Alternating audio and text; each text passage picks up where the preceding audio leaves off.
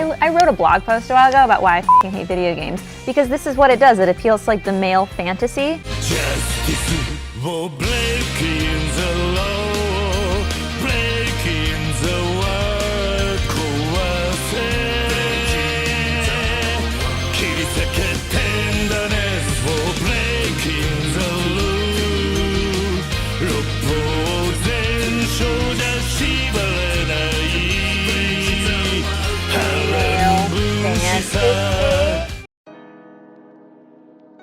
So I know my last anime review implied that Konosuba was going to be the next on the list, but that's being saved as a special project. Fuck's sake, Megumin is the face of the channel. You really think I'm not going to take my time for that one? No, instead we're going to talk about Come Together to the Seton Academy, Join the Pack, also known as that Animal People anime that came out around the same time as Beastars. But if you go in expecting Beastars, then you're definitely setting yourself up for disappointment. You see, while Beastars used the idea of an animal people world to explore the darker aspects of humanity, such as organized crime and bigotry, Seton Academy exists because some guy thought, what if I took my gym partner as a monkey and put anime girls in it? Is that some snide, pretentious way of saying this show sucks? No, I'm just explaining the differing mindsets here. Beastars was a high school drama that eventually turned into a Yakuza Zootopia crossover. It even had a shirtless fight with the main bad guy at the end and everything. Seton Academy is a fan service comedy that treats the animal aspect as setups for jokes. One is serious, the other goofy. Yin and yang, the two genders if you will. So Seton Academy, which is what I'm going to call it since the full title is a mouthful, is the anime adaptation of the manga written by Bungo Yamashita. The basic premise of the show is this. The story takes place in a world where humanoid animal creatures exist. They are fully sentient and capable of human speech, but go to specialized high schools that take their primal instincts into account. The males look like the animal they're supposed to represent, so a boar will look like a boar, but the females are blatantly human teenage girls with animal ears and maybe a tail. It's clearly an excuse to have fan service with animal girls, so honestly, who really gives a fuck? But it does raise terrifying questions about this world. The main character of this series is Jin Mazama, a human teenager that is transferred to Seton Academy due to a population decline. He ends up developing a crush on the only other female student at the school, Hitomi Hino. As he tries to get closer to Hino, he runs into the wolf Ranka and unintentionally befriends her. Along the way, they start a cooking club, which nets them even more friends as time goes by. That's about it really. Now, while Jin may seem like a generic protagonist that exists for the audience to self-insert into, there is one aspect to the guy I haven't mentioned yet.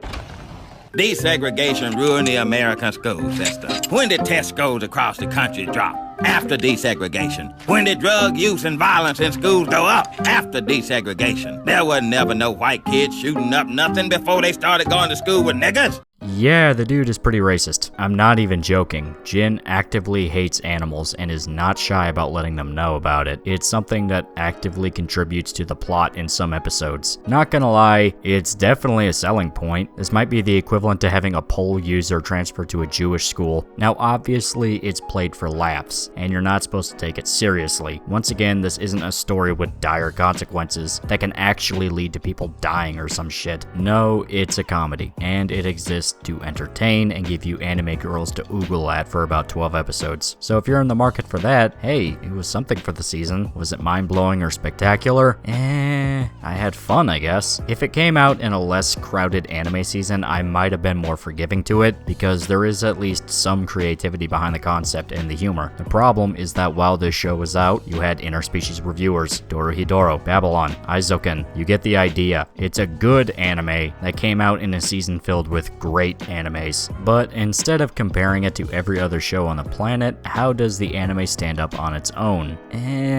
I had fun, I guess. My big problem is that the jokes don't always land. Some are definitely funny. The show isn't a complete abortion of comedy or anything, not in the slightest. It's just that nothing really had me laughing. At best, I chuckled. But here's the main reason why. A show like this survives on the backs of its characters. So the most important question is whether or not the cast can keep you interested in watching for 12 episodes. The main guy's racism is pretty funny, but obviously this isn't just Uncle Ruckus meets Lion King, so let's go through the rest of the gang real fast. You have Ranka, a wolf lolly that acts as the poster girl for the show. She's ditzy, excitable, and proud of her wolf heritage. Her main goal is to have a large pack, basically a large group of friends. She's fun, if a little annoying, and not in a charming way. Hino is kinda boring. Sure, she's nice, and she's supposed to be one of the few normal people in the group, but she doesn't really have much charisma. She exists for figurines, and that's about it. Yukari is a koala that wants to eat something other than eucalyptus for once in her life, which, yeah, that's kind of a funny concept, but she scares me for reasons. So yeah, kind of funny. Kurumi is the worst. Take all the bad parts of a cat and boost it up by 100. Kurumi expects everyone to take her side and fill her every demand. She's the epitome of a thought. Mei is alright. She's a panda, which is essentially the equivalent to being a big celebrity in this world due to the rarity of her species, so she acts like a spoiled princess or a pop idol. I would call her annoying, but the banter between her and Jin is entertaining. Then you have Miyubi. I like Miyubi. She's a sloth, so everything she does is slow and careful. And there's a running joke that she always dies, which just means that she passes out all the time. This happens when she takes a bath, makes tea, exercises, really just make up an excuse and she'll end up on the ground. It's kind of funny if overused a bit. There are more characters than just these guys, but these are the central ones that get the most attention and most screen time. The other side characters include a lion that wants to fuck an impala, a naked mole rat in charge of an army of simps, a hyena that thinks she's a dude, you know, because of that urban legend that female hyenas have penises. They don't, actually. Nat Geo is your friend. A zebra that plays Magic the Gathering, big gay giraffes, and Ranka's giantess sister. They're hit and miss. Hyena chick in particular got pretty cringy, but the ones that work are pretty fun. Mole rat chick actually had some funny moments, and the lion guy getting blown the fuck out all the time made me chuckle. Now it's time to move on to the most important part of an anime, the animation. Animation's alright. See, it's hard to talk about animation in shows like this and Nekopara because nothing sticks out as ungodly terrible. The characters are appealing and cute, environments are nice to look at, but there isn't anything that's gonna change the game here, which clearly wasn't the intention. That's probably the best way to describe Seton Academy. It's not out to make you think about your place on this big ball of nothingness and despair. It just wants to be a fun time. Personally, I was entertained, but I doubt I'll really remember much of this show as time goes on. That's just me though, and my taste is probably wildly different from most of you guys. So if you absolutely love this anime, I can see why. It just didn't spark 100% for me. I didn't hate it, keep feeling like I have to really stress that point. It's just not something I'm gonna remember. But that's all I can say about Seton Academy. It's a decent anime that has fun with a goofy idea. Is it a masterpiece? No. Does it need to be? Fuck no. It's a thing to watch when you want to kill an afternoon. There are much better shows, but there's also way worse shows. So I'm not going to crucify this as some mediocre project, but I'm also not going to hail it as one of the greatest of all time. No, it's fun. So there you go. Check it out if you want, and please remember to like, comment, and subscribe. See you guys. They made it canon that Koala Girl ate ass though. That happened. Eat the poo-poo.